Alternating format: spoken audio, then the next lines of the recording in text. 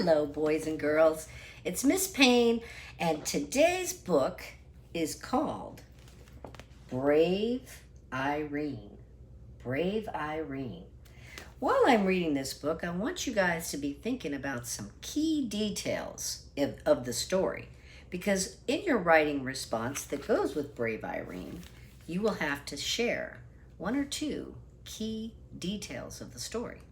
So whenever I start reading a book, I always think about what this book could be about. I look at the pictures. Right now I see a picture of a little girl in a snowstorm. So I'm going to predict that that's Irene, and that for some reason she's had to be very brave. I don't know why, but what do I know about bravery? I always ask myself some questions before I start reading. What do I know about being brave? Well, I remember one time when I was young, I saw a bully at school and they were picking on this little guy. And so I got real brave and I marched over there and I was like, "What are you doing? You need to leave him alone." I was being very brave. So I know a little bit about being brave. Here we go. Let's start reading our book. Remember, boys and girls, think about key details.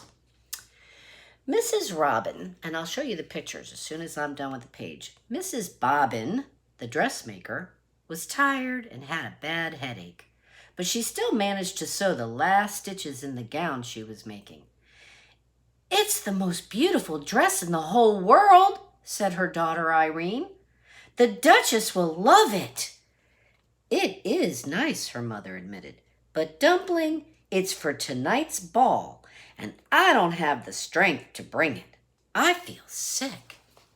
So there's Brave Irene, and there's the beautiful dress. "Poor Mama," said Irene. "I can get it there." "No, Cupcake, I can't let you," said Mrs. Bobbin. "Such a huge package, and it's such a long way to the palace. Besides, it's starting to snow." "But I love snow," Irene insisted. She coaxed her mother into bed, covered her with 2 quilts, and added a blanket for her feet. Then she fixed her some tea with lemon and honey and put more wood in the stove. So there she is, helping out her mama, tucking her into bed.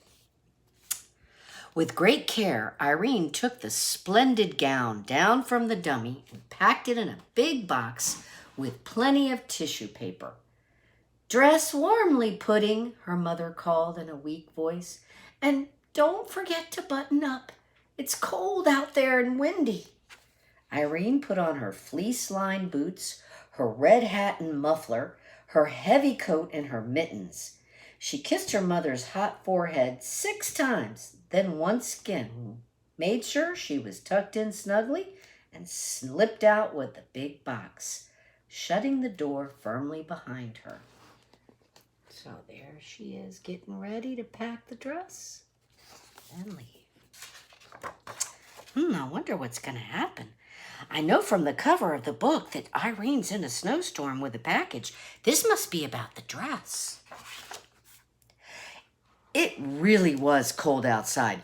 Very cold. The wind whirled the falling snowflakes about this way and that way and into Irene's squinting face. She set out on the uphill path to Farmer Bennett's sheep pasture. By the time she got there, the snow was up to her ankles, and the wind was worse. It hurried her along and made her stumble. Irene resented this. The box was problem enough. "Easy does it," she cautioned the wind, leaning back hard against it.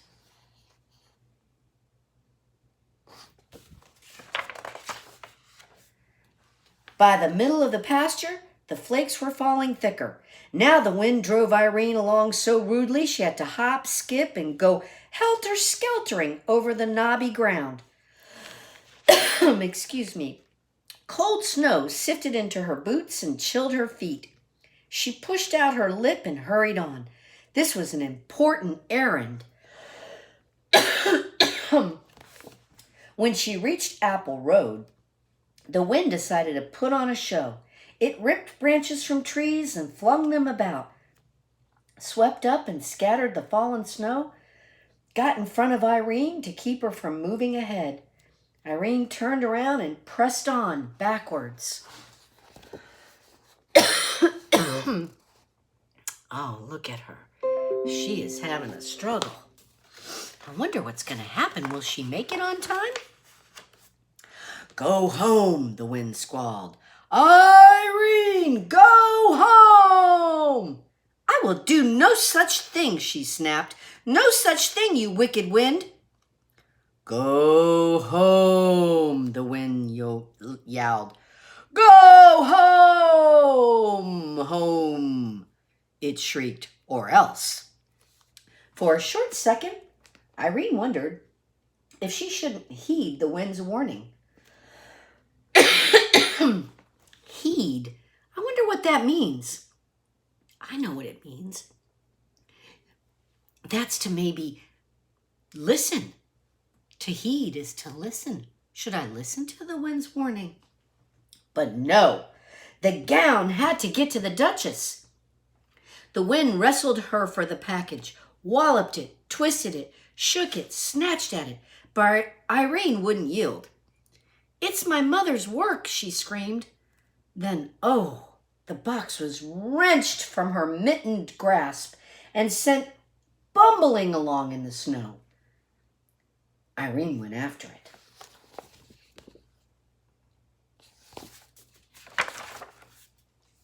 She pounced and took hold, but the ill-tempered wind ripped the box open. The ball gown flounced out and went waltzing through the powdered air with tissue paper attendants. Irene clung to the empty box and watched the beautiful gown disappear. How could anything so terribly wrong be allowed to happen? Tears froze on her lashes. Her dear mother's hard work, all those days of measuring, cutting, pinning, stitching for this? And the poor Duchess. Irene decided she would have to trudge on with just the box and explain everything in person. Oh, there goes the dress, right out of the box. This is just terrible. She went shuffling through the snow. Would her mother understand, she wondered? That it was the wind's fault, not hers? Would the Duchess be angry? The wind was howling like a wild animal. Suddenly, Irene stepped in a hole and fell over with a twisted ankle. She blamed it on the wind. Keep quiet, she scolded. You've done enough damage already. You've spoiled everything, everything. The wind swallowed up her words. She sat in the snow in great pain, afraid she wouldn't be able to go on, but she managed to get to her feet and start moving. It hurt. Home where she belonged, or longed to be, where she and her mother could be warmed together, was far behind. It's got to be closer to the palace, she thought, but where any place was in all this snow, she couldn't be sure. Oh, she's starting to get discouraged, you guys. Do you think she'll make it? I don't know. What do you guys predict? She plowed on, dragging furrows with her sore foot. Furrows are these little grooves in the snow. The short winter day was almost done. Am I still going the right way, she wondered? There was no one around to advise her. Whoever else there was in this snow-covered world was far, far away and safe indoors, even the animals in their burrows. She went plodding on. Soon night took over. She knew in the dark that the muffled snow was still falling. She could feel it. She was cold and alone in the middle of nowhere. Irene was lost. She had to keep moving. She was hoping she'd come to a house, any house at all, and be taken in. She badly needed to be in someone's arms. The snow was above her knees now. She shoved her way through it, clutching the empty box. There it is, nighttime.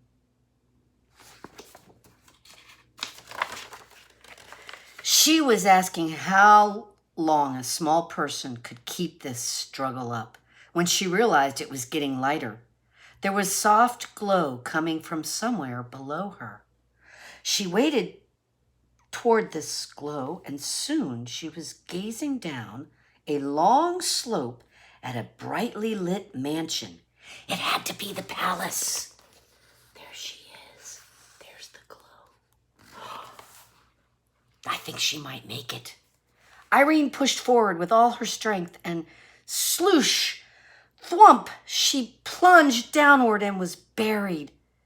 She had fallen off a little cliff. Only her hat and the box in her hand stuck out above the snow.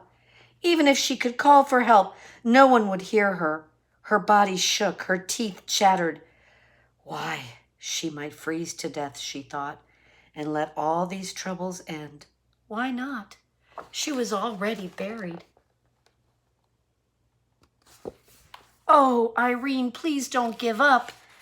Oh, I hope she doesn't give up. And never see her mother's face again? Her good mother who smelled like fresh baked bread. An explosion of fury, she flung her body about to free herself and was finally able to climb up to her knees and look around. How to get down to that glittering palace? As soon as she raised the question, she had the answer. She laid the box down and climbed aboard, but it pressed into the snow and stuck. She tried again, and this time, instead of climbing on, she leaped. The box shot forward like a sled. The wind raced after Irene, but couldn't keep up. In a moment, she would be with people again, inside where it was warm. The sled slowed and jerked to a stop on pavings. Oops, Miss Payne has the hiccups. Whew. The time had come to break the bad news to the Duchess. With the empty box clasped to her chest, Irene strode nervously toward the palace. Here she is, getting out of that snowbank, and there she is sledding down the hill. But then her feet stopped moving, and her mouth fell open. She stared. Maybe this was impossible, yet there it was. A little way off and over to the right, hugging the trunk of a tree, the beautiful ball gown. The wind was holding it there. Mama, Irene shouted. Mama, I found it. It must have blown there. She managed somehow, despite the wind's meddling, to get the gown off the tree and back in its box. In another moment, she was at the door of the palace. She knocked twice with a big brass knocker. The door opened and she burst in. There she is knocking. I can't wait to find out what happens. She was welcomed by cheering servants and delirious Duchess. They couldn't believe she had come over the mountain in such a storm, all by herself. She had to tell the whole story, every detail. And she did. Then she asked to be taken right back to her sick mother. But it was out of the question, they said. The road that ran around the mountain wouldn't be cleared till morning. Don't fret, child, said the Duchess. Your mother is surely sleeping now. We'll get you there first thing tomorrow. Irene was given a good dinner as she sat by the fire, the moisture steaming off her clothes. That's the wetness. The Duchess, meanwhile, got into her freshly ironed gown before the guests began arriving in their sleighs. So there they are greeting her, and there she is having a meal by the fire. Oh, she looks cozy and warm now. What a wonderful ball it was. The Duchess in her new gown was like a bright star in the sky. Irene in her ordinary dress was radiant. She was swept up into dances by handsome aristocrats who kept her feet off the floor to spare her ankle. Her mother would enjoy hearing all about it. There they are. And there's little Irene. There's the beautiful dress. Early the next morning, when snow had long since ceased falling, Mrs. Bobbin woke from a good night's sleep feeling much improved. She hurried about and got a fire going in the cold stove. Then she went to look in on Irene. But Irene's bed was empty. She ran to the window and gazed at the white landscape. No one out there. Snow powder fell from the branch of a tree. "Where is my child?" Mrs. Bobbin cried. She whipped on her coat to go out and find her.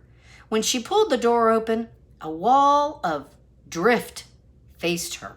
That's snow, boys and girls, a big drift of snow. But peering over it, she could see a horse-drawn sleigh coming up the path.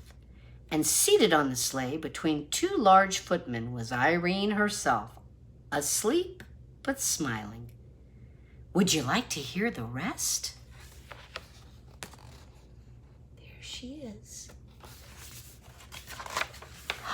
Well, there was a bearded doctor in the back of the sleigh, and the Duchess had sent Irene's mother a ginger cake with white icing, some oranges and a pineapple, and spiced candy of many flavors, along with a note saying how much she cherished her gown and what a brave and loving person Irene was, which of course Mrs. Bobbin knew better than the Duchess. That's the end, boys and girls. So, it turns out Irene made it through a snowstorm. I didn't know what she was carrying when I first started the book. This was an exciting book, boys and girls. I hope you enjoyed it. And don't forget, in your written response, give me some key details about this awesome story. Brave Irene. Bye-bye, boys and girls. Have a wonderful day.